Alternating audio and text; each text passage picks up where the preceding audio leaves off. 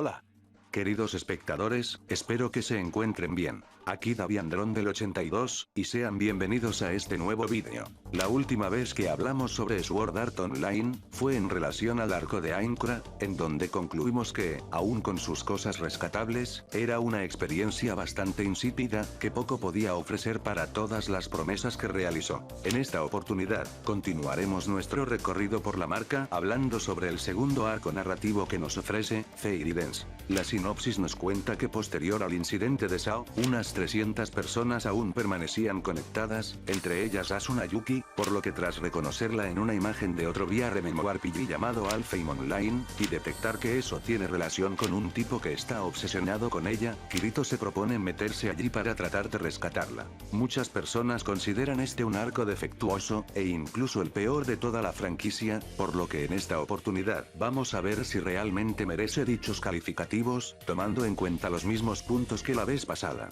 Apartado técnico, personajes, y argumento. Apartado técnico.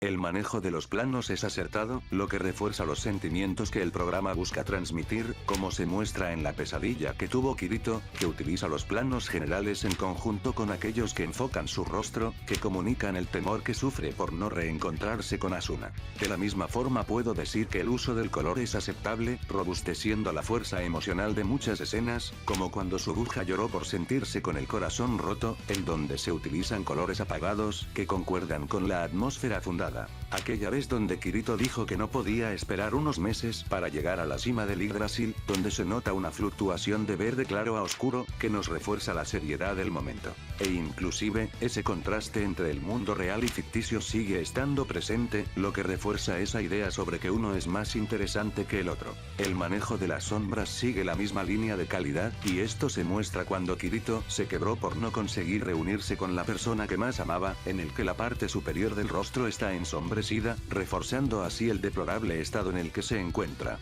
La antes mencionada escena de Suruha, en donde la poca iluminación nos indica las emociones que sufre dicho personaje. Y el ataque de Nobuyuki a Kazuto en la vida cotidiana, donde el que este último esté parcialmente iluminado, refleja de un modo acorde el peligro. La música es excelente, tanto en pistas musicales como en dirección, cosa que sale a relucir en el reencuentro de Kirito y Asuna, donde se reproduce un tema llamado A Tender Feeling compuesto por pianos y violines, que contribuye al sentimiento de resolución. Los planos sonoros indican la distancia de cada sonido respecto al oyente, y existe un buen uso de los silencios, cosa que sale a relucir en el reclamo de Suruha a Kazuto, escena que está bien lograda, puesto que la ausencia de música de fondo da más peso a los diálogos, y contribuyen a la seriedad del momento. El diseño de los entornos sigue siendo destacable, logrando que cada sitio pueda ser fácilmente reconocible, cosa que se refleja con Suilbein, la capital del territorio controlado por los Silk, que tiene una arquitectura suficientemente extravagante como para ser llamativa.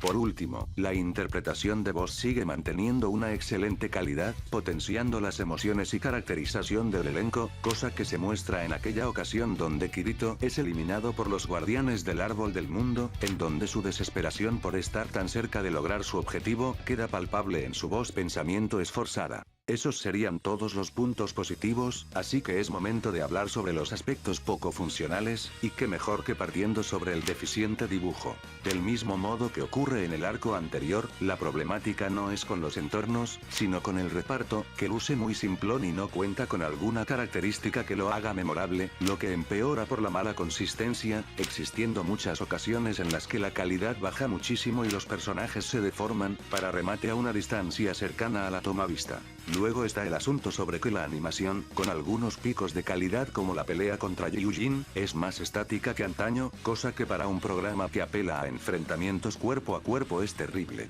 El diseño de los personajes tampoco es que esté mucho mejor, puesto que por más que existan muchas facciones, casi todos lucen de la misma forma tanto en anatomía como en vestimenta, lo que hace que sean poco atractivos por la nula variación, cosa que puede extenderse a los pocos enemigos no humanos de Alfheim Online. El movimiento y desplazamiento de la cámara, lo mismo que la vez anterior, sigue teniendo ese problema de que solo existe una leve inclinación en alguno de los 4 puntos cardinales, lo que es otro error. Y, por último, el problema respecto a los diálogos sigue estando presente, cosa que se refleja en la parte donde Kirito le dice a su aguja que no la traicionará, en donde suelta un discurso extenso que acaba magnificando la situación cuando no hacía falta. Por lo anterior, la nota que se lleva este apartado es un 5,5 de 10.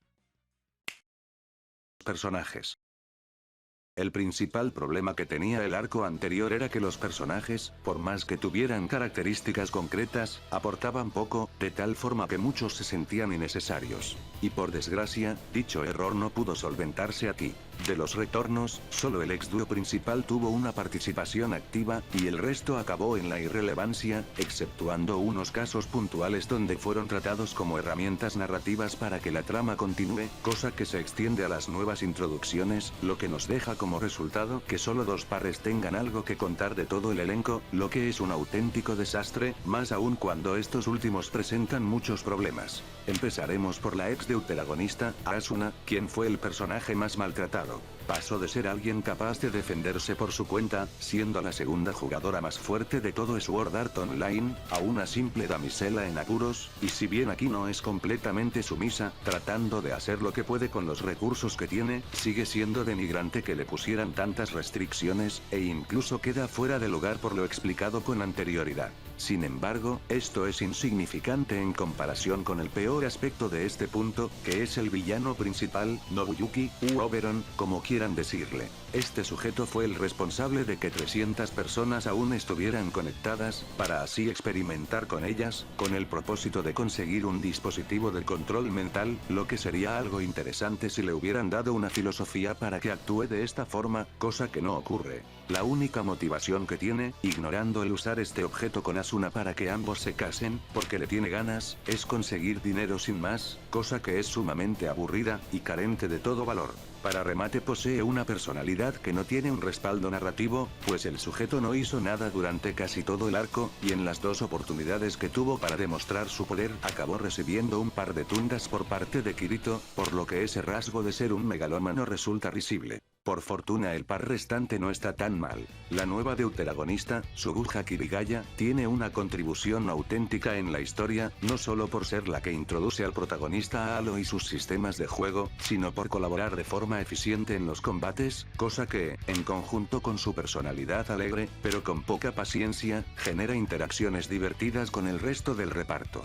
El problema es que su conflicto es terrible, puesto que eso de confundir sus sentimientos por su propio primo, no tiene ninguna clase de lógica, ya que este se ausentó durante 2 años, por lo que no compartieron lo suficiente para que pueda darse esta situación, y para colmo este arco tiene una importancia considerable, por lo que Suguha acaba siendo mediocre. Y ya que lo mencionamos, Kazuto Kirigaya en este arco sufrió una mejoría. No solo es más evidente que necesita apoyo para enfrentarse a distintos obstáculos, sino que presenta un auténtico crecimiento, pues las cosas que vivió le enseñaron que no debía rehuir de sus responsabilidades, y pone esto en práctica cuando trató de arreglar las cosas con su prima en pleno rescate contra reloj, dándole prioridad a un asunto que había postergado constantemente, lo que está bien. Y no pierdan la cabeza, esto no implica que sea un personaje decente, pues sigue con la problemática de que se adapta muy rápido al nuevo entorno, lo que trunca cualquier evolución que parta de este aspecto, pero, reconozco que aquí no está tan mal. Aún así, esto no evita que la nota que se lleve este apartado sea un 2 de 10.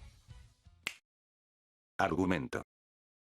Partamos sobre que la premisa no tiene sentido. El mero hecho de que Asuna Yuki esté con vida, contradice la escena final del capítulo 14, por lo que toda la idea del rescate contra reloj se siente forzada, al partir de un huecazo argumental, lo que es un error de peso. Después está el tema sobre que la construcción de mundo sigue siendo deficiente, cosa que se refleja con el sistema de juego en relación a la magia, en donde conocemos muy pocos hechizos, lo que hace que dicho aspecto esté irrisoriamente explorado. Este problema es algo que se extiende a las locaciones, puesto que cumplen la función de ser simples posadas, de tal forma que no nos enteramos sobre lo que contiene cada sitio, y ni siquiera es como en el arco anterior donde trataban de contar algo, lo que es un despropósito. Calificativo que puede extenderse a las facciones, puesto que se repiten los mismos fallos sobre conocer exiguas, y que no existan interacciones interesantes entre ellas, lo que es el acabose. Por otro lado, el tono sufrió una desmejora, y esto no solo es por una transición de acontecimientos más brusca, sino porque ocurren escenas que no pintan nada, y son disonantes con la atmósfera general, como es el intento de abuso que sufrió la ex deuteragonista, que es morbo gratuito, lo que es inentendible. Respecto a las conveniencias argumentales, siguen estando presentes y esto es algo que se puede reflejar en múltiples momentos. Como cuando Kirito descubrió que su nuevo personaje tiene los mismos parámetros que en SAO, solo porque el formato de almacenamiento de Halo es similar al del otro juego, cosa que es un sinsentido pues ambos tienen mecánicas distintas, por lo que no existe nada que reutilizar. Cuando Kirito usó doble empuñadura contra Eugene, que tampoco tiene sentido puesto que dicho rasgo contaba como una habilidad de espada, las cuales no existen en Halo. Que Yui pueda tener acceso a la base de datos del sistema para fungir como un mapa, lo que es, evidentemente, un modo de acelerar las cosas por el límite de tiempo. Y lo ocurrido en el final. Madre mía, el final, ese es el último punto reprochable, el final de este arco es un montículo de basura en llamas. El antagonista era un administrador, por lo que la única manera de escapar era evitando un enfrentamiento directo, lo que no ocurre, cosa terrible porque la brecha de poder entre las partes enfrentadas era gigantesca, y la única forma de que Kirito gane tenía que ser por un guionazo, a lo que digo, ¿para qué demonios haces que el antagonista sea tan fuerte, si no había forma lógica de derrotarlo? Lo peor es que tratan de justificar este Deus Ex Machina, y provocaron más problemas. Akihiko Kayaba no era alguien precisamente bondadoso, por lo que no existían motivos reales para que intervenga, y esa excusa sobre que lo hizo porque le mostraron la fuerza de voluntad de los humanos es contradictoria con su accionar posterior, en donde le revela su ID a Kazuto, en vez de alentarle para romper el sistema como lo hizo la vez anterior, por lo que el segmento, aparte de morboso, es un completo disparate. Lo que ocurre después es igual de estúpido, Nobuyuki era alguien muy adinerado y podía ir con un arma de fuego para eliminar a su oponente, pero no, decidió ir con una puñetera navaja pese a que tenía una condición física atroz, porque se necesitaba que el protagonista tuviese una oportunidad de derrotarle. Por fortuna, no todo es malo en el horizonte, puesto que existen ciertas cosas rescatables que logran aplacar las carencias presentadas. La primera es que el ritmo de la narrativa es correcto, desapareció ese uso nefasto del salto temporal, consiguiendo así que los sucesos tengan más importancia, y que el reparto pueda intentar desarrollarse de un modo más natural. El segundo es que existe un auténtico sentimiento de tensión, puesto que el rescate debe ocurrir en un plazo establecido, de tal modo que el protagonista está en una carrera contra el tiempo, lo que crea interés sobre si conseguirá su objetivo. El tercero, es que las peleas siguen siendo entretenidas por mantener su estructura de golpes simples pero rápidos, e incluso el que no existan ataques especiales no supone un bajón, debido a que la magia suple su papel de modo correcto. Y el cuarto, y último, son algunas escenas puntuales bien concebidas, destacando aquella donde Kirito llora de frustración porque Asuna no puede estar con él, que funciona porque juega con el concepto sobre que el primero, pese a ser el salvador de Aincrad, es un don nadie en la vida real y existen cosas que están fuera de su alcance, lo que está bien. Pero nada de esto logra salvar el despropósito que supone este apartado, que solo merece un 3 de 10. Expuestos tanto los errores como aciertos presentes aquí, y promediando las notas de los apartados que evalué, nos da como resultado final un 3,5 de 10. Es un arco que con sus puntos positivos, no es solo que repitió los mismos errores que el anterior, sino que los incrementó, por lo que la experiencia general, pese a no ser una basura recalcitrante como algunos dicen, no es algo que merezca la pena. Por lo mismo, tú te irás al sitio donde correspondes. En fin, con eso concluiría la crítica. Recuerden seguirme en mis otras redes, donde quizá encuentren algo que les llame la atención. Ahora sí, sin nada más que agregar, me despido, hasta la próxima.